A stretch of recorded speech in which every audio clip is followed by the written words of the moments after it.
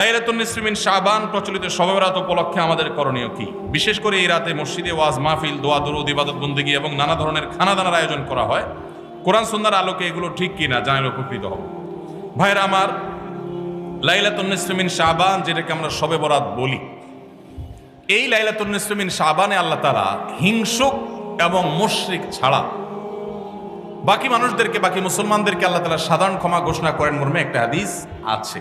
এছাড়া আরো বেশ কিছু হাদিস আছে যেগুলোর পুরোনো অনেকগুলো সনদের মধ্যে কিছুটা দুর্বলতা আছে, কিন্তু মোটের পরে এ রাতের ফজিলত সুসাব্যস্ত এবং প্রমাণিত।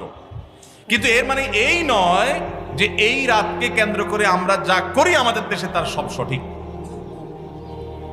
আমাদের দেশে লাইলাতুল বরাতে মানুষের যে ভিড় মসজিদগুলোতে, এটা তো ভালো জিনিস যে মানুষ মসজিদে আসছে, কিন্তু অন্যদিন না এসে এই রাতে বেশি আসার কারণটা কি?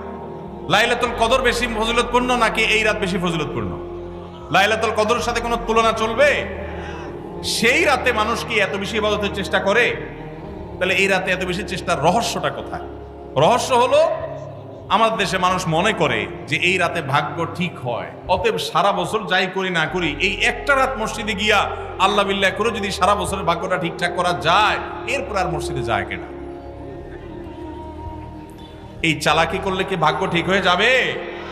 ভাইরা আমার, লাইলাতুন নিসফি মিন শাবানকে কেন্দ্র করে বহুবিধ বিদআত, বহুবিধ বাড়াবাড়ি, বহুবিধ কুসংস্কার আমাদের সমাজে আছে।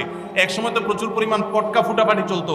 আলহামদুলিল্লাহ, প্রশাসনের ভাইয়েরা প্রতি বছর নিষেধাজ্ঞা আরোপ করেন এবং এটা অনেকটা কমেছে, যেটা আমাদের নিরাপত্তা হুমকির মধ্যে আমাদেরকে ফেলে। দ্বীনের নামে আমরা কখনো সেগুলো করতে পারি না। অনেক মসজিদে আলোকসজ্জা করা হয়। আলোকসজ্জা তো আপনি এমনিই করেন সারা বছর, কিন্তু এই রাতকে কেন্দ্র করে আলাদা করে আলোকসজ্জা করা, এই রাতকে কেন্দ্র করে ওই যে হালুয়া রুটি খাওয়ার একটা ব্যাপার এখনো আমাদের দেশে কোথাও কোথাও আছে। অনেকে মনে করে নবীজির দাঁত মোবারক শহীদ হয়েছেন উহুদের ময়দানে, তো তিনি হালুয়া খাইছেন, সেজন্য আমরা ভালো দাঁতে হালুয়া খাই।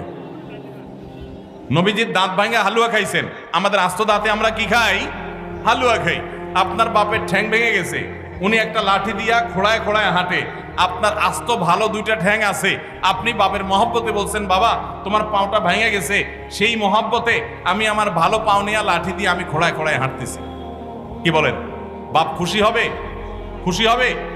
বলবে এটা তো বেয়াদবি, তামাশা করতেছো আমার সাথে, আমার ভেঙাইতেছো। নবীজি সাল্লাল্লাহু আলাইহি সাল্লাম দাঁত মোবারক শহীদ হয়েছে বাতিলের বিরুদ্ধে জিহাদ করতে গিয়ে। আপনি বাতিলের সাথে আঁতাত করবেন আর হালুয়া খায়া নবীজির সুন্নাত আদায় করবেন, এর চেয়ে বড় হাস্যকর জিনিস আর হতে পারে না।